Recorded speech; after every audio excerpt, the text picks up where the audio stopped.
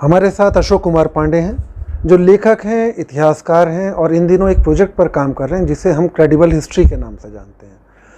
ये एक वेबसाइट है जो फेक न्यूज़ या फेक जो हिस्ट्री के जो फैक्ट्स हैं जिनसे खिलवाड़ होता है उसे वो बर्स्ट करने के लिए एक बाकायदा उन्होंने प्रोजेक्ट शुरू किया है।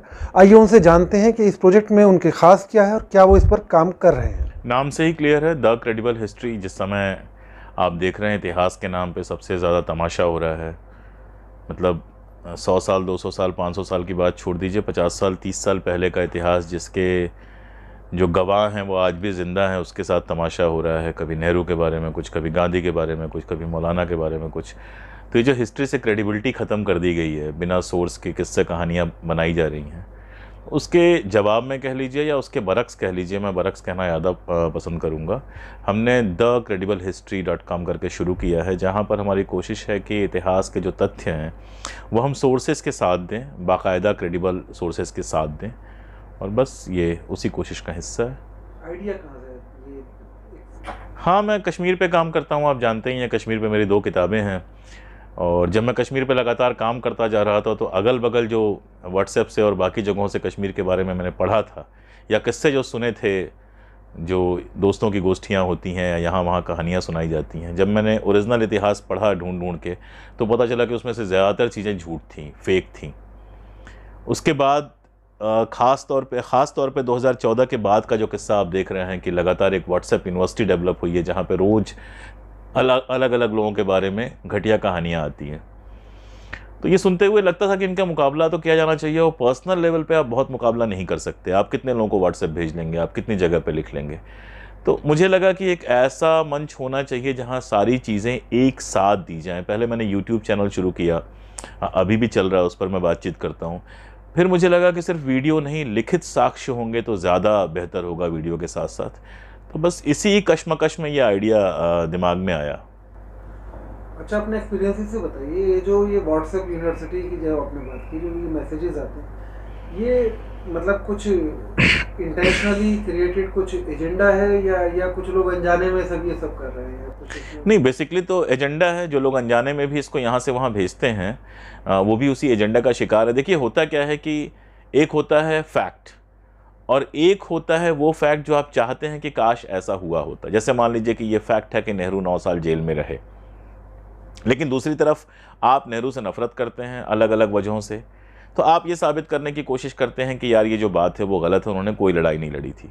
तो जब ऐसा कोई फर्जी व्हाट्सएप आता है जो आपकी बात को सही साबित करता है, तो फिर बिना ये सोचे कि इतिहास के 2 ही सोर्स हो सकते हैं, या तो वो किताबें जो उस समय की घटनाओं के जो सोर्सेज हैं उनके आधार पर लिखी गई हैं, या कोई ऐसा व्यक्ति जो उस ज़माने में रहा हो और उसने लिखा हो।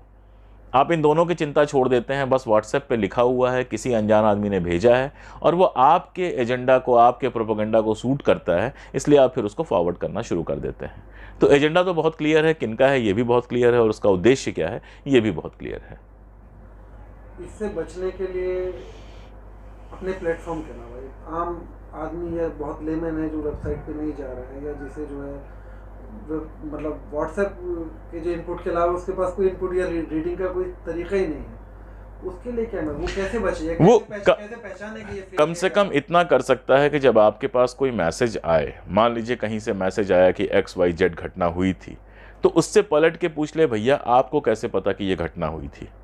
आप उस दौर में तो थे नहीं, तो ये कहाँ आपने पढ़ा, किस किताब में पढ़ा, वो किताब किसने लिखी है, कहाँ से छपी है, उस किताब के पेज भेज दीजिए जहाँ पर ये सब कुछ लिखा हुआ है। इतना तो कर ही सकता है, तो न्यूनतम चीज़ है। जैसे मैं एक जगह में एक आसान सी बात आपसे करूं कि अगर मैं कहूं कि आपके जो पिता थे उनका नाम X नहीं Y था, तो आप क्या करेंगे? पलट के थप्पड़ मारेंगे ना, क्योंकि आपके पिता का नाम X है, ये एक फैक्ट है। और जब कोई Y कहता है तो झूठ कहता है। या किसी के पिता का अगर नाम पता करना है तो बेस्ट तरीका तो ये है ना कि उसके घर वालों से बात की जाए, पूछा जाए कि भाई इस आदमी का नाम क्या है, असल नाम क्या है। तो ऐसे ही अगर हिस्ट्री का कोई भी फैक्ट आपको तय करना है तो उस दौर की किताबें आपको पढ़नी पड़ेंगी, या जिन रिसर्चर्स ने सारी ज़िंदगी उस काम किया है उनके रिसर्च देखने पड़ेंगे, उस ज़माने का कोई अखबार देखना पड़ेगा, उस ज़माने में वो घटना किसी अखबार में आई हो, मैगजीन में आई हो तो वो देखना पड़ेगा। हवा में कैसे कोई घटना हो जाती है? ऐसे ही किसी ने लिख के भेज दिया और आप आंख मूंद के मान लेते हैं। मतलब हम तो यही समझते थे कि अखबार में छपा है तो सच होगा, टीवी पे दिखाया जा रहा है तो बिल्कुल सच होना चाहिए। जब टीवी और अखबार ही जब प्रोपेगेंडा या फर्जी खबरें या फेक न्यूज़ को जब प्रोपेगेट करने लगे, उस समय में फिर लोगों को क्या करना पड़ेगा, कैसे बचें फिर? हाँ, ये मुश्किल तो है, मतलब लगभग नामुमकिन है उनके लिए जो टीवी, अखबार और व्हाट्सएप से बाहर नहीं निकलना चाहते हैं, उनके लिए तो लगभग नामुमकिन है कि वो इसके शिकार ना हों। इसीलिए शायद हमारी वेबसाइट है, जैसे मोबाइल पे आप व्हाट्सएप देख सकते हैं, वैसे मोबाइल पे हमारी वेबसाइट देख सकते हैं। व्हाट्सएप से एक जगह दूसरी जगह भेज सकते हैं, कॉपी पेस्ट करके भेज सकते हैं। तो तरीका तो यही है कि इनके बरक्स अपना, मतलब जहाँ सब कुछ गलत और जहाँ सब कुछ फेक है, उसके बरक्स क्रेडिबल खड़ा किया जाए कुछ। वो हम लोग कोशिश कर रहे हैं और भी बहुत सारे लोग कोशिश कर रहे हैं। मेरा भरोसा है कि जब भी इस तरह की रेजीम आती है ना, इस तरह की फासिस्ट रेजीम, अगर आप हिटलर का टाइम देखिए तो लोग पागल हो गए थे। अगर आप हिटलर का टाइम देखिए तो लोग ये सुनने को ही तैयार नहीं थे कि ज्यूज भी मनुष्य होते हैं। लोग हिटलर का जो अपना एनालिसिस थी, हिटलर के अपने लोगों की जो एनालिसिस थी, उसके अलावा कुछ सोचने को ही तैयार नहीं थे, बहुत सारे लोग, मैक्सिमम लोग। लेकिन थोड़े से लोग थे हमारी तरह, आपकी तरह, जो उस दौर में भी सच कह रहे थे। और एक वक्त आया कि जो लोग पागल हो गए थे उनको भी होश आया। तो मुझे उम्मीद है कि हिंदुस्तान में भी इस समय जो पागलपन चढ़ा हुआ है उतरेगा, जल्दी ही उतरेगा। तो ये थे अशोक कुमार पांडे जो बता रहे थे क्रेडिबल हिस्ट्री प्रोजेक्ट के बारे में, और बता रहे थे किस तरह से फैक्ट को जांचा जाए और किस तरह से जो फैक्ट के साथ खिलवाड़ किया जा रहा है उससे किस तरीके से बचा जा सकता है।